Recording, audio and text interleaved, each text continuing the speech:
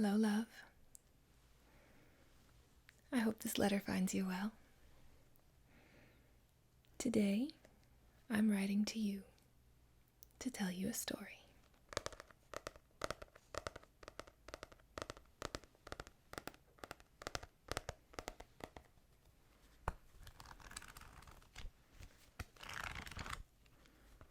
We are on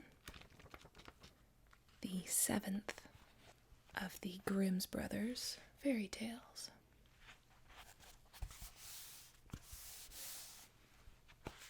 This one is entitled Brother and Sister.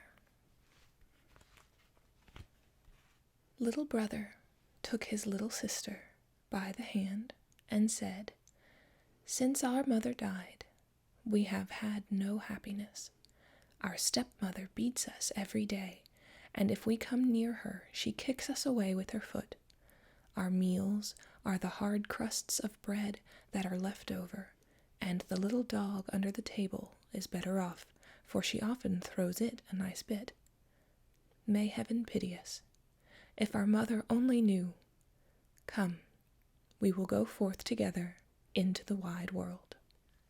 They walked the whole day over meadows, fields, and stony places, and when it rained, the little sister said, "Heaven and our hearts are weeping together." In the evening, they came to a large forest, and they were so weary with sorrow and hunger and the long walk that they lay down in a hollow tree and fell asleep. The next day, when they awoke, the sun was already high in the sky and shone down hot into the tree. Then the brother said, "Sister, I am thirsty. If I knew of a little brook, I could go and just take a drink. I think I hear one running." The brother got up and took the little sister by the hand, and they set off to find the brook. But the wicked stepmother was a witch, and had seen how the two children had gone away, and had crept after them privily, as witches do creep, and had bewitched all the brooks in the forest. Now, when they found a little brook leaping brightly over the stones, the brother was going to drink out of it, but the sister heard how it said as it ran, "Who drinks of me will be a tiger. Who drinks of me will be a tiger." Then the sister cried, "Pray, dear brother, do not drink, or you will become a wild beast and tear me to pieces." The brother did not drink, although he was so thirsty, but said, "I will wait for the next spring." When they came to the next brook, the sister heard this also say, "Who drinks of me will be a wolf. Who drinks of me will be a wolf." Then the sister cried out, "Pray, dear brother, do not drink, or you will become a wolf and devour me." The brother did not drink, and said, "I will wait until we come to the next spring, but then I must drink. Say what you like, for my thirst is too great." And when they came to the third brook, the sister heard how it said as it ran, "Who drinks of me will be a roebuck. Who drinks of me will be a roebuck." The sister said, "Oh, I pray you, dear brother, do not drink, or you will become a roebuck and run away from me." But the brother had knelt down at once by the brook, and had bent down and drunk some of the water, and as soon as the first drops touched his lips, he lay there, a young roebuck. And now the sister wept over her poor bewitched brother, and the little roe wept also, and sat sorrowfully near her. But at last the girl said, "Be quiet, dear little roe. I will never, never leave you." Then she untied her golden garter and put it round the roebuck's neck, and she plucked rushes and wove them into a soft cord. With this she tied the little beast and led it on, and she walked deeper and deeper into the forest. And when they had gone a very long way, they came at last to a little house, and the girl looked in, and as it was empty, she thought, "We can stay here and live." Then she sought for leaves and moss to make a soft bed for the roe, and every morning she went out and gathered roots and berries and nuts for herself, and brought tender grass for the roe, who ate it out of her hand, and was content, and played round about her. In the evening, when the sister was tired, and had said her prayer, she laid her head upon the roebuck's back. That was her pillow, and she slept softly on it. And if only the brother had had his human form, it would have been a delightful life. For some time they were alone like this in the wilderness, but it happened that the king of the country held a great hunt in the forest. Then the blasts of the horns, the barking of dogs, and the merry shouts of the huntsmen rang through the trees, and the roebuck heard all, and was only too anxious to be there. "Oh," said he to his sister, "let me be off to the hunt. I cannot bear it any longer." And he begged so much that she agreed. "But," she said to him, "come back to me in the evening. I must shut my door for fear of the rough huntsman. So knock and say, 'My little sister, let me in, that I may know you.' And if you do not say that, I shall not open the door." Then the young roebuck sprang away, so happy was he, and so merry in the open air. The king and the huntsman saw the pretty creature, and started after him. But they could not catch him, and when they thought that they surely had him, away he sprang through the bushes and could not be seen. When it was dark, he ran to the cottage, knocked, and said, "My little sister, let me in." Then the door was opened for him.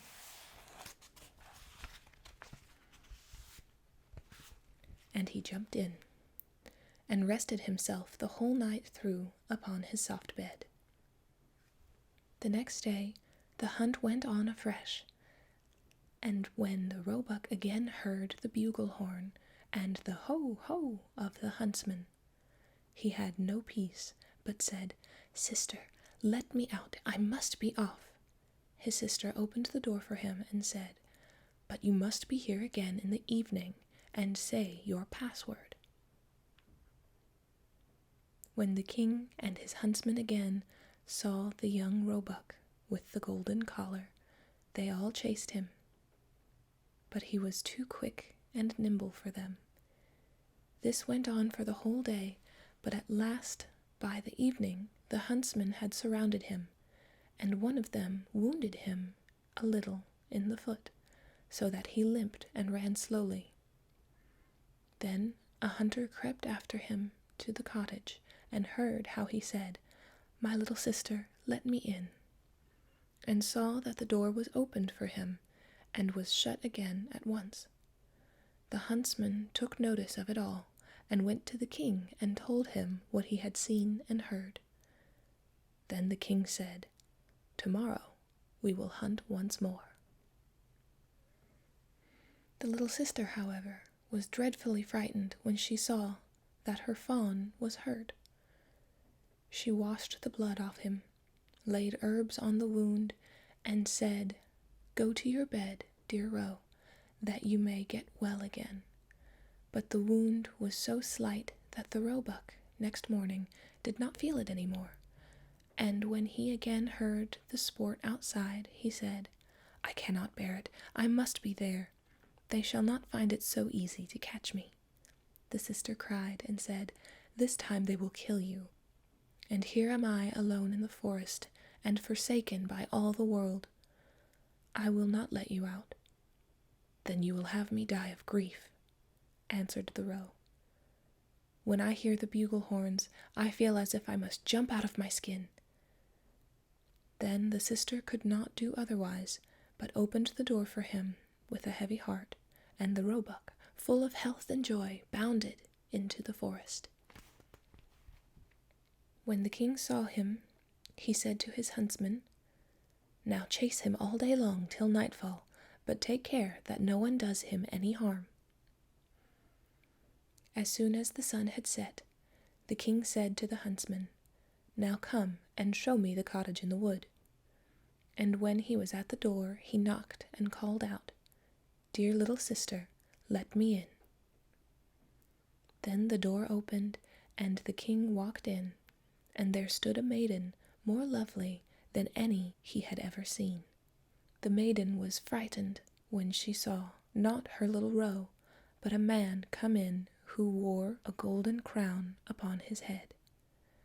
But the king looked kindly at her, stretched out his hand, and said, "Will you go with me to my palace and be my dear wife?" "Yes, indeed," answered the maiden, "but the little roe must go with me. I cannot leave him." The king said,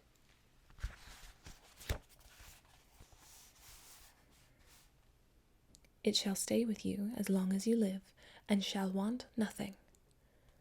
Just then he came running in, and the sister again tied him with the cord of rushes, took it in her own hand, and went away with the king from the cottage. The king took the lovely maiden upon his horse and carried her to his palace, where the wedding was held with great pomp. She was now the queen, and they lived for a long time happily together.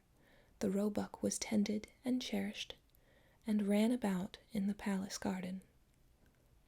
But the wicked stepmother, because of whom the children had gone out into the world, thought all the time that the sister had been torn to pieces by the wild beasts in the wood, and that the brother had been shot for a roebuck by the huntsman.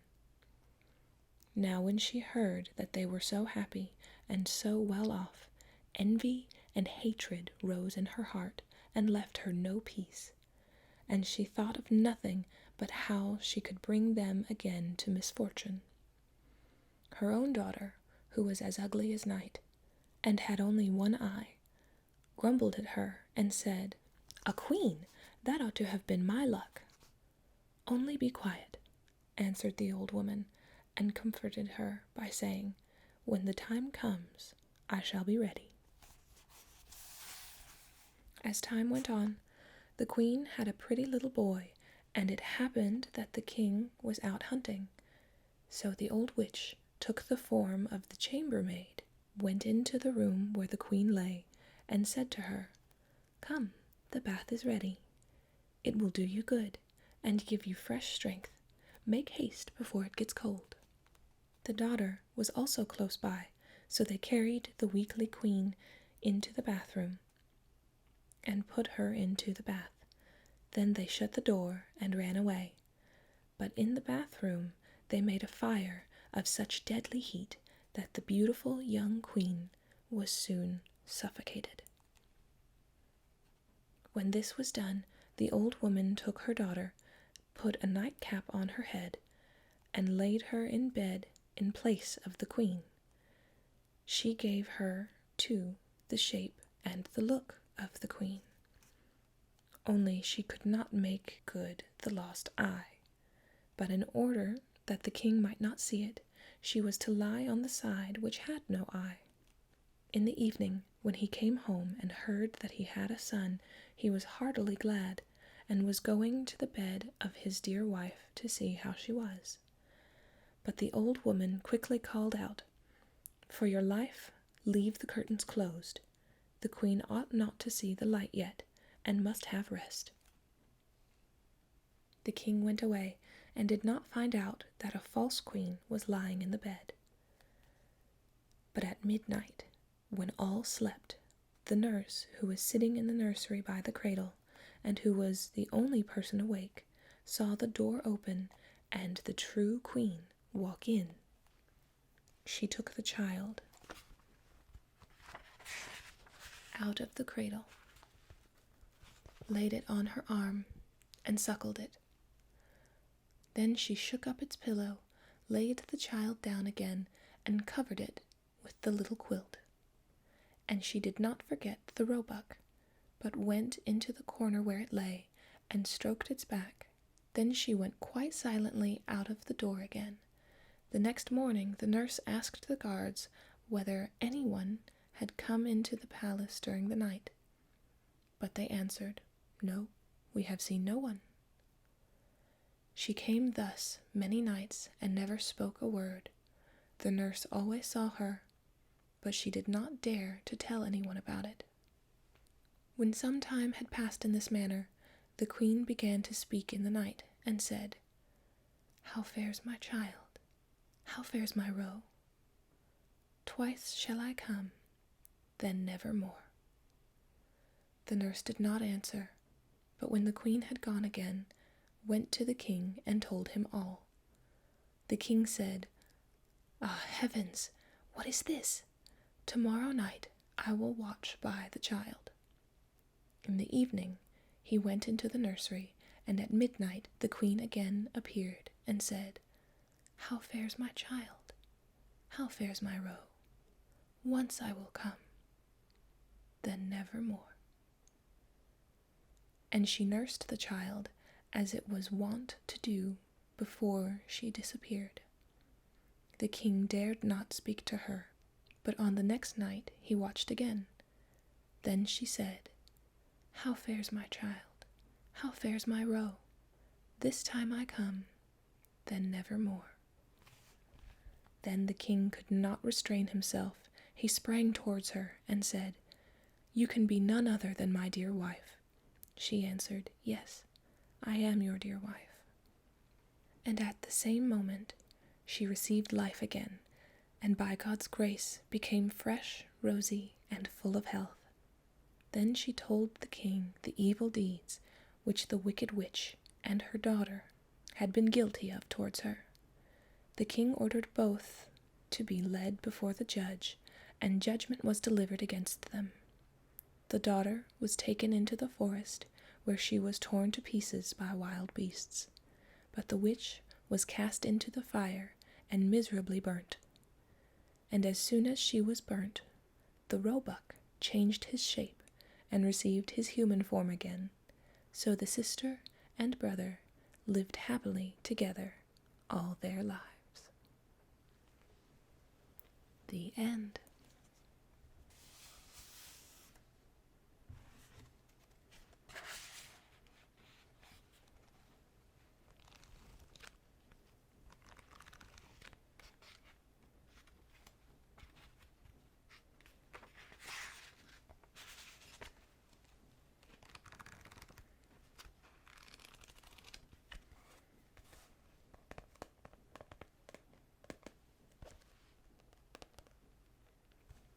Well,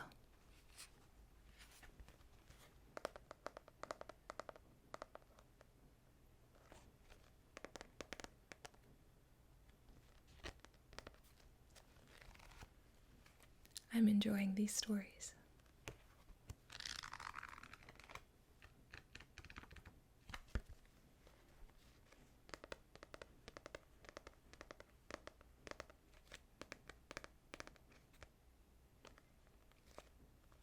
Until next time, rest well.